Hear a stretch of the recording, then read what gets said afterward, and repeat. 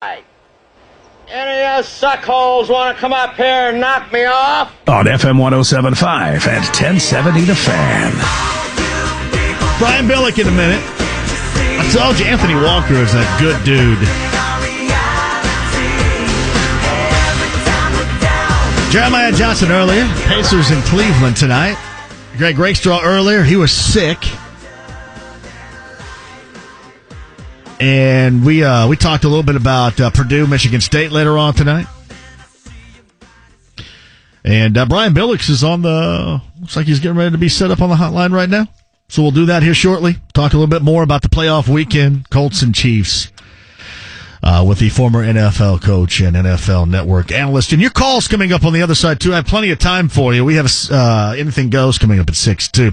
The Eddie Moore Automotive Group hotline from the NFL Network. He was with us maybe 2 weeks ago, and we thought he was really good, so we brought him back and talking about the Colts now even deeper into the postseason. Prior to that, they were yet into the postseason.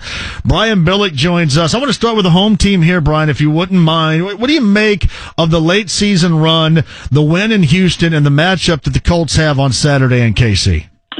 I think it's been brilliant. I think what they have done, my show Playbook that I do for the NFL Network with Sean O'Hara, he's been talking about the transformation of the Indianapolis Colts, the offensive line in particular, and what that has done for Andrew Luck defensively. I did a bit on them last week defensively.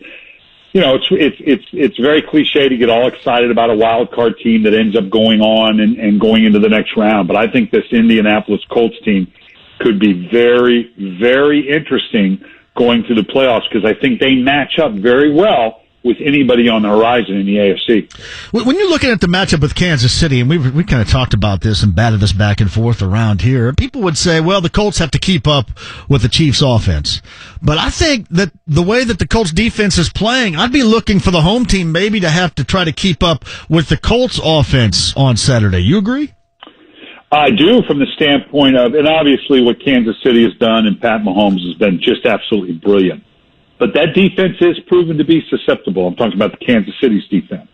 So when you look at the matchup of these two top-ranked offense and quarterbacks that are playing at a premium level, and both, you can say absolutely, these offenses, this could be a track meet. But you look at the defense of the Chiefs versus the defense of the Colts right now, I kind of like the matchup that the Colts have, and this, even on the road. Plus, you have the pedigree and the history of Kansas City and the collapse against the Colts and how they've struggled. The players will be dismissive of it and say no big deal. But if they have some adversity early, don't think for a second that history doesn't come creeping back in.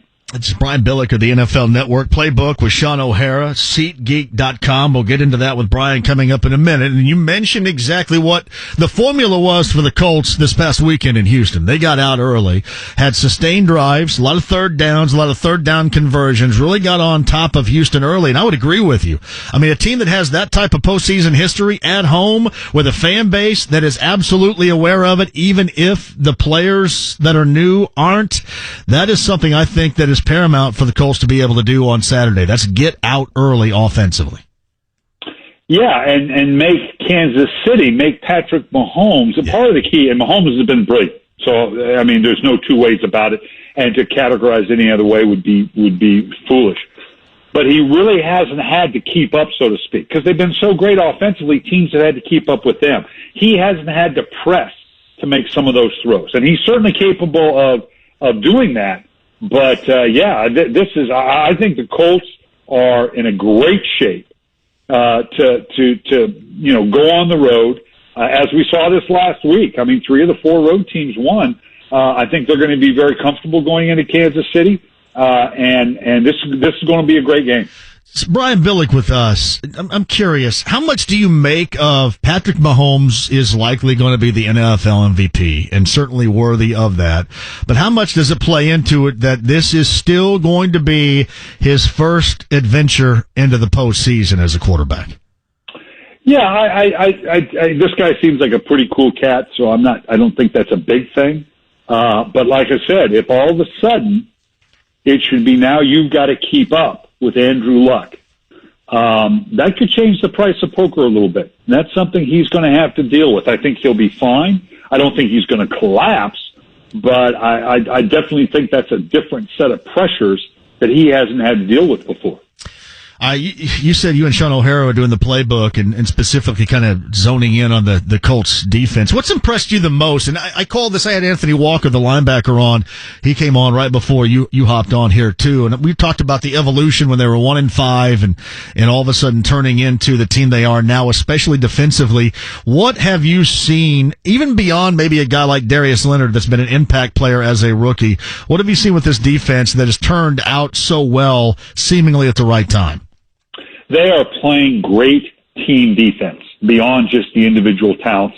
And I know, not to be self-serving here, I know a little about good defense, given my years in Baltimore. Yep. And the way they are fitting up, I did a bit last week on Playbook, because I'll be honest with you, I hadn't spent a lot of time looking at the Colts. As Sean and I break up the duties on Playbook, he's been real focused on the Colts and their offensive line, some things defensively. I've done some other teams.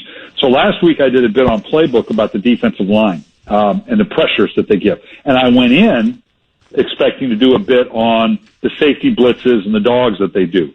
Just the line stunts. You could do, in fact, I put together a couple snaps of the stunts and twists between the defensive linemen and the unique way that they do that. You could do a clinic tape and take it to coaches around America and say, this is how you run line stunts. It was brilliant. And the ET and the TE and the double twists and the way they slant to the outside and bring the end around on a $4 Uber ride and then the other way around. I mean, they're very creative. And when you can be that productive and creative with just a 4-man pressure, you don't have to bring linebackers. You don't have to bring safeties. That is a huge advantage. I was so impressed when I came away looking at the film. Brian, can you make an argument or debate right now that maybe the Colts going into this game might be as well balanced as anybody remaining in the field? They are. I mean, with all these teams, that's what makes it exciting right now. I can sit and go team by team and give you 3 reasons why they're going to go to the Super Bowl. But equally, with every single team, I can give you a couple reasons why they're not. And because you look at Kansas City, we just started talking about on defense. There's some question there. The Rams secondary, in terms of their inability to tackle well and give up the big plays, has got to be a concern.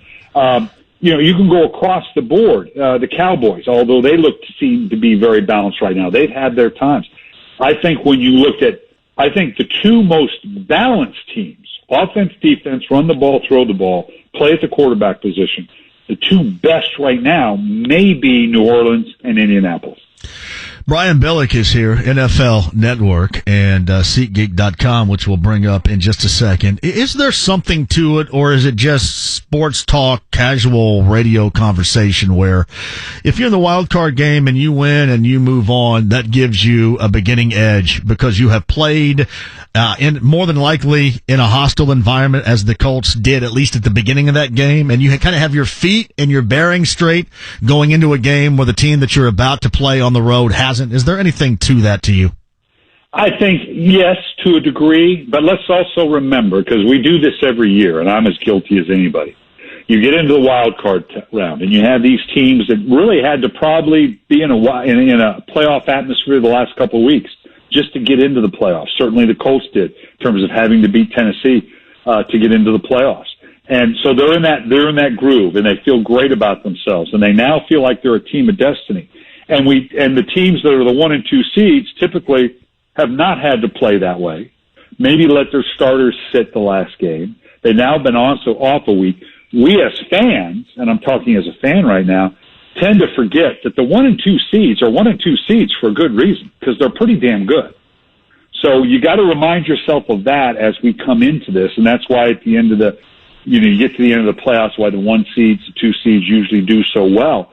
But I don't think we've come into a playoff where 1 through 6, the teams were so closely aligned and so close in talent. You saw it last week in the point spread, right? It was 1, 2 point. I know Chicago maybe had a little bit more, but I mean, tight point spreads. That tells you how closely grouped these playoff teams are. and makes for an exciting playoff. For those that aren't involved in the postseason, many of them are making coaching changes, and we've seen the trend. It was Matt LaFleur. It was announced, I think, earlier today at Green Bay. Cliff Kingsbury within the last hour or so, from Texas Tech to OC of USC, now the Arizona Cardinals head coach. Now, again, Bruce Arians being hired at Tampa Bay is not a part of this, but do you like the trend where you see teams going with young guys? Because I'm assuming rolling the dice here and hoping they're going to come up with the next Sean McVay. Yeah, and Matt Nagy. That's exactly where we're at. It's become a general manager's league. And that's not a good thing or a bad thing, it just is. And so you have a bunch of general managers that are looking for the next Matt Nagy, looking for the next Sean McVay, that they can hire a guy and say, look, don't worry about the cap, don't worry about personnel, don't worry about anything. Go in your office, we'll stay in there, we'll shove your meals under the door, come up with these brilliant game plans, be the quarterback whisperer, and that's the formula to success. And that's clearly what a lot of people are emulating. The Kingsbury hire is I give, Arizona credit for thinking outside the box. Yeah, let's go hire a guy that's never been in the NFL, that just got fired from his last job, and make him our head coach. God love you. You're thinking outside the box. That is some outside the box thinking right there for sure. Now, I left the Bruce Arians hire out of the equation because you can clearly see what Tampa wants to do. They're going to bring him down there to work with Jameis Winston and work with him hard to try to hopefully make Jameis Winston in what they thought he was going to be when they drafted him.